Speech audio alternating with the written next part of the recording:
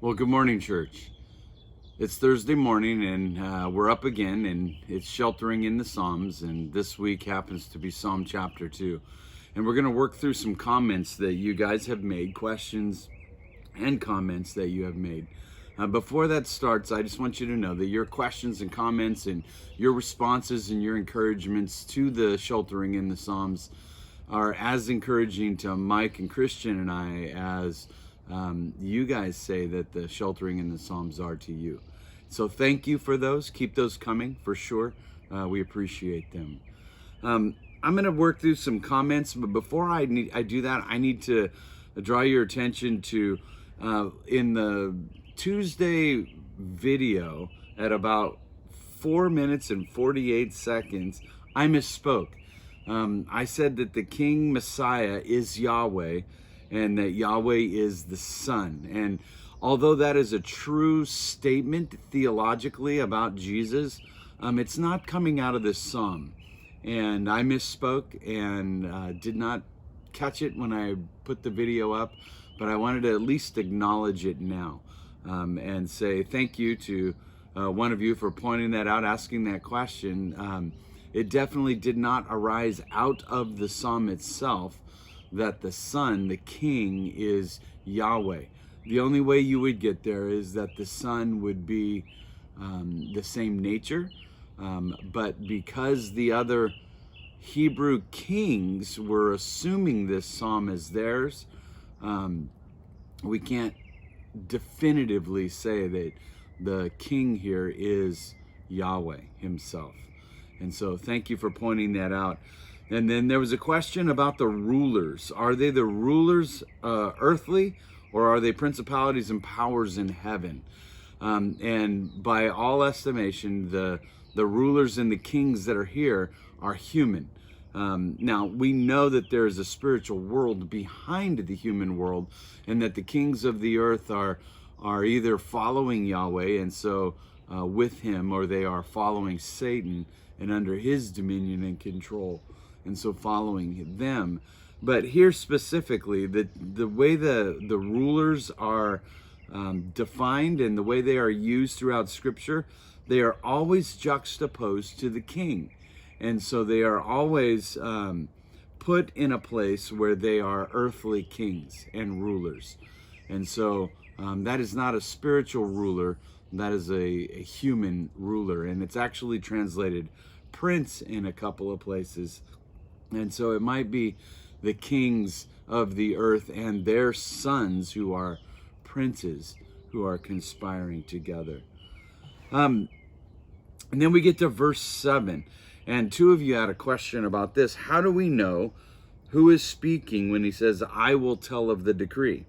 The Lord said to me. Could that be the psalmist? So the flow goes from the psalmist declaring the rebellion of the world to the psalmist declaring what Yahweh has to say, to the psalmist declaring again that there is a king that has been inaugurated. And yes, it could be. And yes, it is the psalmist who's speaking the whole time. But the psalmist takes on the persona of these other people. And he talks about the rebellion. He talks about what Yahweh says and what he does. And then he talks about what the son or the king has to say. And so I labeled them as the world in rebellion, and Yahweh speaks, and then the Messiah speaks, because the Messiah is speaking. The psalmist is telling us what Messiah has to say, because listen to what he says. He says, you are my son. Today I've begotten you. I've inaugurated you. I've started you into a ministry, and the ministry is to be the king who's going to ask of me, and I will make the nations your heritage and the ends of the earth your possession. You will break them with a rod of iron and dash them to pieces by a potter, like a potter's vessel. So this person who is speaking is the one who is going to rule and reign over the rebellious nations and kings that are coming against him. And this is going to be the King of Israel. This is ultimately going to be the true King of Israel, who is Jesus, the Christ. And so you get it from the flow of the context more than you do the immediate language. And the second question that came out of verse 7 was begotten. And when he says, today I have begotten you, specifically, why does it say today? And his understanding is that God the Father is talking to Christ in the past, but he thought that Jesus was always the Son of God, and that this verse seems to make him become the Son in some time, in a point of time. And my answer is yes to all of those things. The Son, the Messiah Son, the one that this psalm is pointing towards, it has always been the Son, will always be the Son. But that Son, at a point in time, took on flesh. And when he did, he was begotten to be the Messianic King, this King that would rule the earth. And so when the Son became the man Jesus, he was the King of the Jews. That, as Christian caught that in the line of his song this week, he was born the King. And so the Son becomes a man, and when he does, he becomes the Christ, the one who will be the Messianic King. And so the Son doesn't alter. He doesn't change one bit. The Son takes on human form, and in that way becomes this Messianic King that this psalm is ultimately declaring. Now I need to point out that all of the kings of Israel took this on as their inaugural psalm, and the people were rejoicing in anticipation that it was this one's going to be the one. This one's going to be the one that will rule the earth. This one is going to be the one that will restore the kingdom to Israel. And that was even recognized when Jesus came, that the Messiah who was going to come was going to defeat all the other nations and put Israel back on top. And that is largely because of promises through the Old Testament, but this psalm in particular. And so the begetting of this Son, this King, was always anticipated, and it became actual when the Son took on flesh and became Jesus, the Messianic King. And then there was another question about Psalm 11.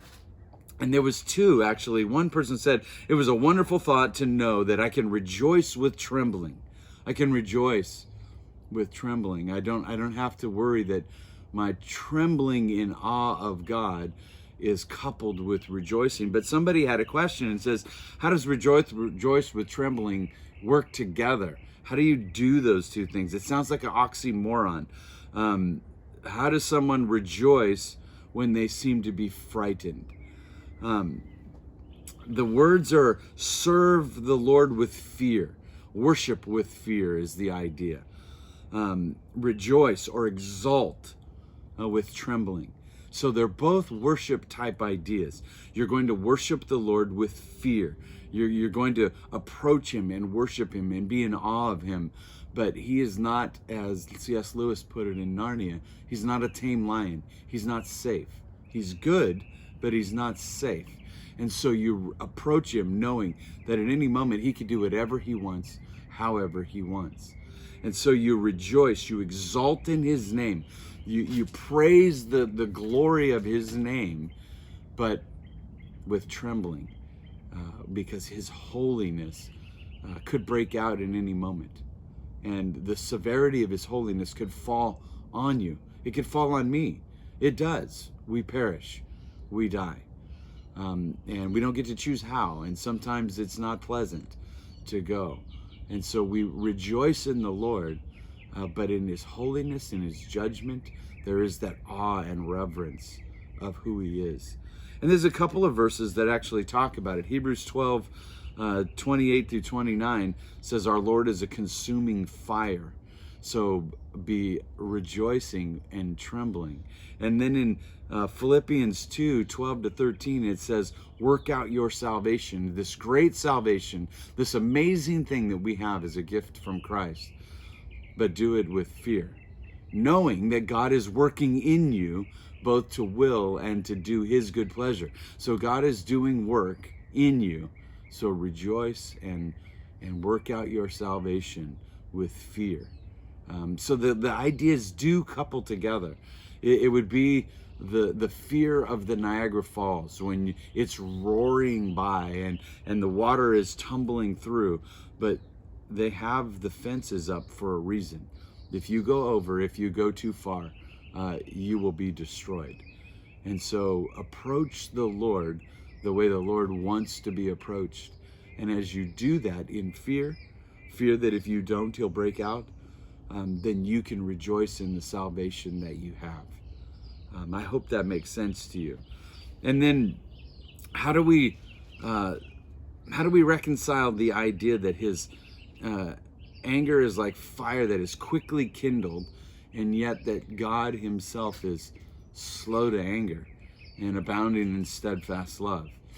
And one of you pointed out that you were reading some extra about it, which is great. I'm glad that you're reading on your own and trying to figure these things out, but that fire is more the intensity of God's anger.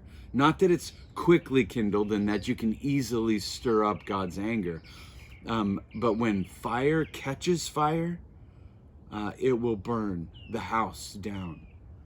Right? You blow out candles at night. You don't allow them to burn overnight, because an earthquake happens and the candle falls over. Now your house is on fire. You don't trust fire. We put it in a fireplace. We put it in, we dig out some dirt, put rocks around it, and we make a little fire pit. Fire is not something that we just light anywhere. And God's anger is like that. The intensity of God's anger is you don't want any part of it. You want God's anger to be restored for others who are wicked and who are not saved, and you don't want to venture into it. It is warm because it's protective, but it will burn you in a moment. So don't test God and don't play in that fire. That would be the idea. And I would end with this: blessed are all who take refuge in him. The blessings of God rest on you when you take refuge in his Son, in this King, in Yahweh's anointed Messiah. You find refuge in God by coming to him, and then you are blessed. And listen to Psalm chapter 5, verse 11. It says, "But let all who take refuge in you rejoice, and let them ever sing for joy, and spread your protection over them, that those who love your name may exalt in you." And so it's a coupling, it's a coming together of those ideas. You're blessed when you take refuge in him, and when you take refuge in him, you can exult and worship in that refuge, because we love his name and he protects and loves us. Thank you, church, for your comments, for your response to these. It's overwhelming, and it is a joy to serve you in this way. We'll see you tomorrow, and we'll apply this song to our lives.